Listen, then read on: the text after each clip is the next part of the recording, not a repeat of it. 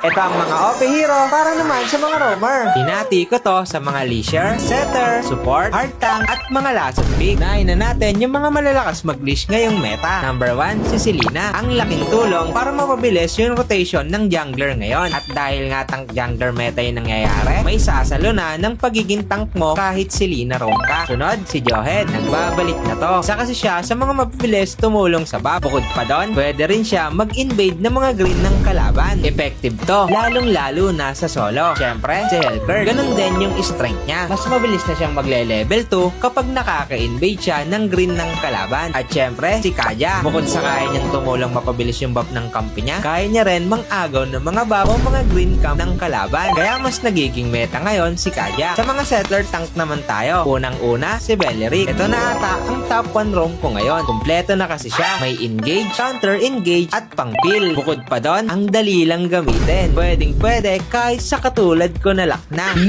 At syempre, si Atlas na meta na naman. Sobrang sakit kasi sa ulo. Lalo na ngayong season. Sobrang OP ng slow effect. Ang dali ipang set, may pang-in at pang-out pa sa teamfight dahil sa second skill. Madaling umikot at ang daming nabibigay na vision. Kayang-kaya mo pa ma-force flicker lagi yung kalaban kapag nadikitan mo ng second skill. At syempre, si Carmilla. Same reason lang sa Atlas. Ang maganda pa sa Carmilla ngayon is yung mobility niya. Dahil sobrang bilis gumalaw at umikot sa mapa. Napakalakas din ng CC kapag nakombo ng CC skills din. Ang hirap niyang takasan. Sunod, si Kalia. Malakas pa din to. Lalo na sa mid lane. May pang sustain at may damage din. Ang hirap katapat to sa mid. Pero mas maganda, papartneran nyo ng mga burst hero. Para sulit na sulit yung maraming crowd control ni Kalia. At ang huli sa setter, magugulat kayo dito. Si Minotaur. Hindi pa natin nakikita to sa crossing. Pero para sa akin, isa to sa magandang pick ngayon. Lalo na kapag may kalaban kang support hero. Bakit? Kaya niya kasi sustain lahat ng damage na parang kinikiliti lang sa gilid ko. Magandang counter sa mga utility jungler. Kasi mababagal yung mga hero na yon. Mahihirapang umiwas kapag nagdabog na si Mino. Sa mga support heroes naman tayo. Si Matilda, pinalakas ang damage ng first skill at ultimate. Si Estes, mas pinataas na ang defense na mabibigay mo sa kakampi basta bubuo ka lang ng may magic power na item. Si Rafaela, mas pinabilis yung cooldown ng reso niya, yung bumubuhay ng kampe. Pinalakas din ang damage ng first skill, kaya mas makakatulong ka na sa poke at mag-clear sa lanes. At syempre, si Diggy, ang itlog ng Pinas. Dahil uso yung mga setter, kayang-kayang counterin ni Diggy. At yung Florin Angela pala ngayon, manakos lang yung binabaan sa kanila. Sa mga hard tank naman tayo, andyan pa rin si Gatot at Hylos. Kaya maganda pa rin yung dalawang to. Kapag may kalaban kayong burst, kayang-kaya nilang saluhin yung damage ng kalaban. Bukod pa doon, meron silang revitalize na pwede nilang magamit at magamit din sa kakampi nila na tinatarget ng kalaban. Siyempre, di mawawala yung mga lason pick natin. Andyan pa rin si Sad dahil mas pinalakas yung Darhit, kayang-kayang i-maximize ng Sun ngayon yun. At siyempre, si Khalid, Hilda at Franco. Yung strength ng tatlong to, kayang-kaya nilang sirain yung rotation ng jungler ngayon. Bakit? Halos predictable na kasi kung saan mag-i-start yung kalaban. Kapag gamit mo yung tatlong hero na to, kaya mong sirain yung rotation at pattern na gusto nilang gawin. At yun lang, yung mga hindi ko nabanggit na hero, pero effective kapag ginagamit nyo, ituloy nyo pa rin. Sana may natutunan kayo. Sana makatulong.